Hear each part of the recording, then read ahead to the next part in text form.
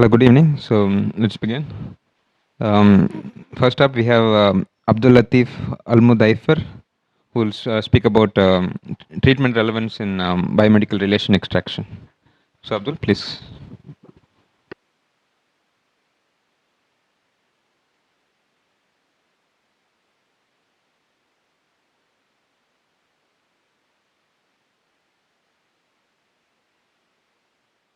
Sorry, do you see the presentation? Yes, we can. Thank you. Hey, thanks for attending this talk. I'm Abdulateef Almudaifer from the Department of Computer Science at the University of Alabama. And this work is done by me and my colleagues at Dr. Jones Osborne's lab. It's addressing treatment relevance in biomedical relation extraction. So I'll start with how does the biomedical relation extractions works currently or recently, and I'll show our work last year on LitCoin, and then I'll go over why it's not a good idea and it's not working very well in our use case, and then I'll show some preliminary data on how this problem could be solved by leveraging large language models. So the recent account approach to document-level relation extraction is by multitask training, and we experiment our approach on the Byrd corpus as part 2 of the NIH LitCoin challenge, and the task was given an abstract with multiple relations related multiple entities, related and unrelated entities with their identifiers. The goal was to first extract relations between the related entities, and by extracting relations, we mean if there are two entities like genes or proteins or the diseases, and trying to figure out the relationship between them. For example, the association between a gene and a disease. And also the other goal, or the other goal from this task is to find out if this relation is novel or no, or it could be, as in our use case, if it's a treatment relevant or no. And I would like to emphasize on the right-hand sides of the large scale of the different relationship. Like some relationship appears in thousands of times, and some are as low as only 3 times. And this also reflects the real case where there would be multiple unique relationships in real data, real world. And the approach that we used was by fine-tuning the standard approach, by fine-tuning encoder models like Byrd, and we tackle this problem by modifying abstract, and I'll explain what we mean by modifying abstract in a little bit. But we pass the modified abstract to the encoder model, and we use the CLS embedding, which is the aggregation of the information from the entire context, to do 2 tasks. One is predict the relation, if there is a relation or no, between the specified entities in the modified abstract, and also to point out if this relations is novel or no. And I'm showing an example here of what we mean by a modifying abstract. It's based on entities in each abstract. We create all possible pairwise combinations of entities. For example, we have, I'm showing 3 entities in this abstract, like hypertension, this entity, and edema. And at this abstract, we're trying to find the relationship between hypertension and edema. And we do so by annotating all the appearance of these 2 entities in the abstract, by adding some annotation sample like exclamation mark. And this would help direct the model to focus the attention on the context around these two entities and predict the relation between them if there is any. And one obvious limitation for this approach is it needs we need enough examples to train this model, and that's why in our case we had to train only on relations that has enough examples, and we ignored the other relations. Even though with this we had we'd say fair accuracy about 88 in relation finding and novelty. I also want to point out that this vast disparity is not something unique to this dataset. This is an example from the Biocreative 7 dataset, and we can see also a similar issue where some relations like inhibitor has over 2,000 examples of relationships, and the direct regulator has only 13. And the first issue with this approach is the performance. In our performance for the F1 score was about 48%, but even the best system was a little bit less than 63%.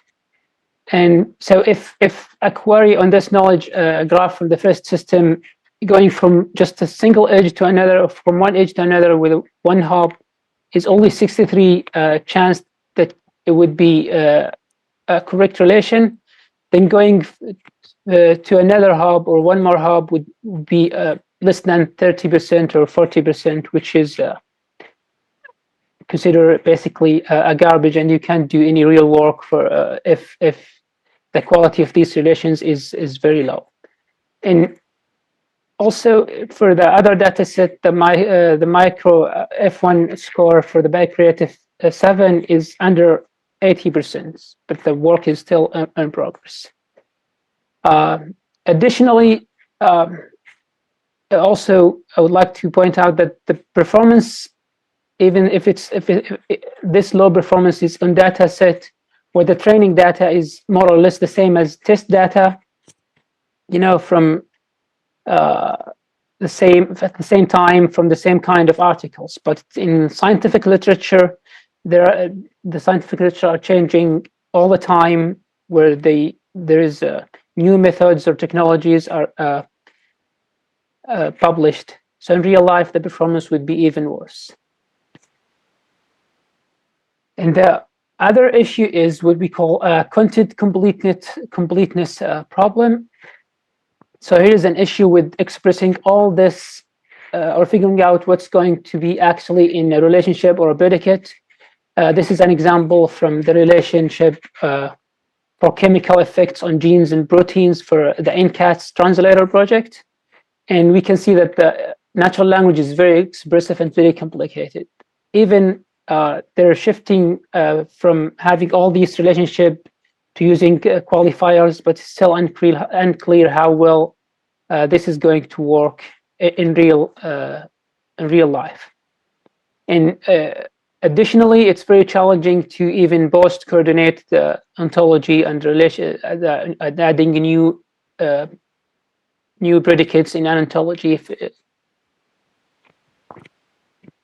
And this issue doesn't only affect chemical; it only extends also outside the chemical effects on genes. For examples, you have to consider all these things when deciding whether these are going and a relation is going to hold or not, and probably other things. For example, taxonomic issues, whether it's really happening at the right cell, and whether it's affecting particular tissue types, if it's only at people with some genetic background, or if at some specific populations like Japanese or other populations that only affected by specific genes or relation, and also some other factors, the qualitative effects. If a chemical affects a gene in specific dosage, or no, based on the context it appears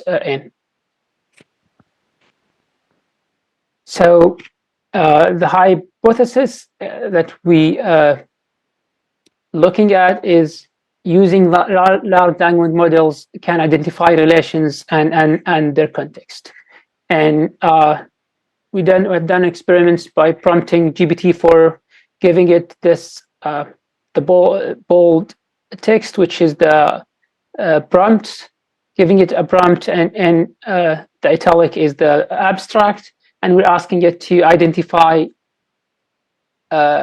chemicals and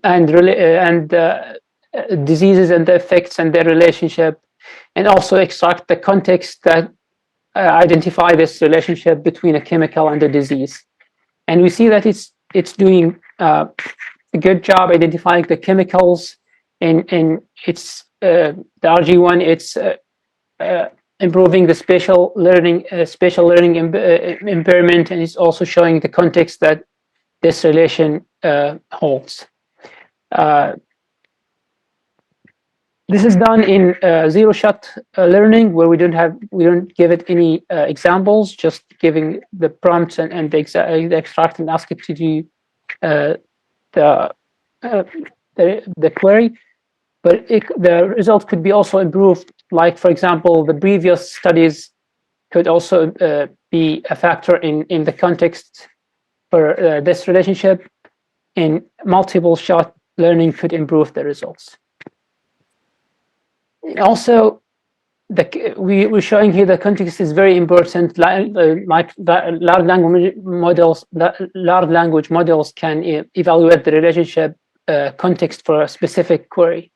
For example, giving the large language model the same abstract and asking it if this chemical would be appropriate treatment for a specific type, like a human child with a spatial learning impairment. And we see that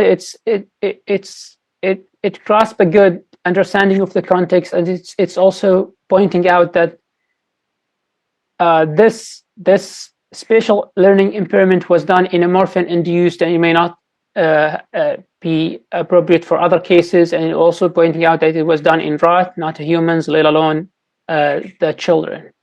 And it also gave a conclusion if this relationship is also can hold or no.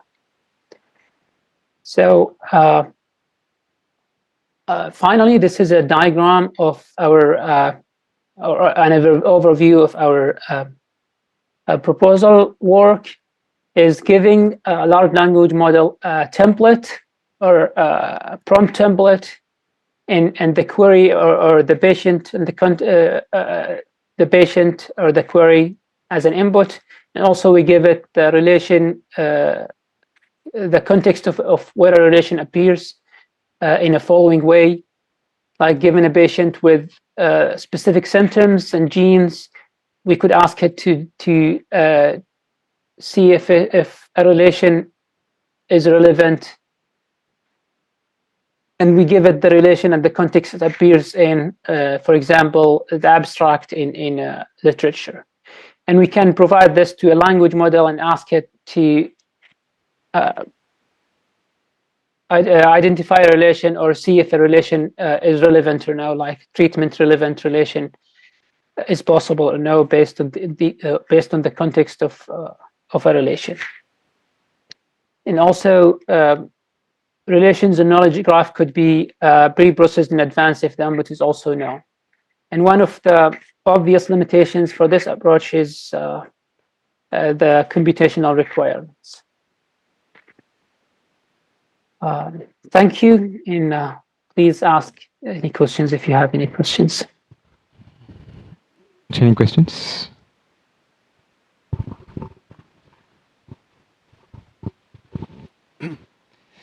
Thank you, Abdulateef. That was a great talk. This is Stephen Ramsey from Oregon State University, and I have a question about the last slide that you showed. Yeah, that one. Thank you.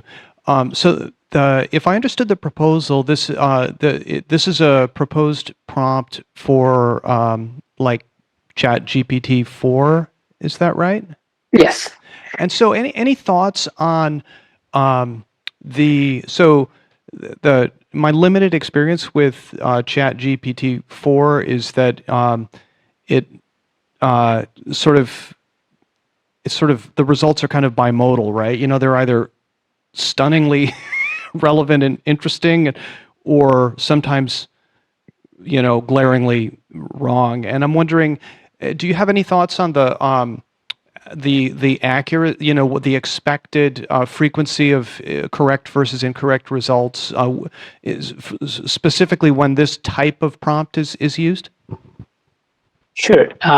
Thank you. That's a great question, and that's what we're actually working on, and that's what we're studying is how good these models would be by giving these prompts. So Dr. Osborne would have a better answer if he was here. He had more experience on that, but I'm with my also limited experience, I agree with your note, but I believe by giving it enough context and also if we give the model enough examples, the results could be, amazingly good. This is what we're expecting, and this is what we're hoping for, and this is what we're studying, and we hope to see the results of this experiment soon. Thank you, Abdulateef. This is Tyler back from NIH. Yeah, thank you so much. This is really interesting, especially seeing the, you know, the outcomes and that you've continued the work from the LitCoin challenge that we held. I'm curious. You know, it seems as if you're suggesting that the NLP portion of the what we're doing for LitCoin would be significantly improved if we were also considering using LLMs as part of that. Do you expect that would be the case, and would it be really? Do you see the context around a relationship being sort of the biggest piece of that? Exactly, and this is, I think, yeah. Thank you for the question, and I totally agree. This was one of the main challenging at the competition at that time. And, you know, ChatGPT and the era of fully using large language models came like a few months after that. But at this kind of problem, the context is very significant in identifying a relation, and if it holds to a specific I would say query or question. So this is a thing that we noticed on the abstract that we had at that time, and where all the relation, and also in real world, where sometimes a relation could hold, like the example I showed first. This spatial learning impairment could be the chemical could be a treatment or could improve the spatial learning impairment, but it was done only in rat. It's not done in human, and it's not neither more specifically in children. So the context would give us more information on some specific relations, and if it's hold or no, based on that. And I think this, we as a group very confident that large language models could improve the results significantly. So thank you. Can I have one more question, if there is any? Sure.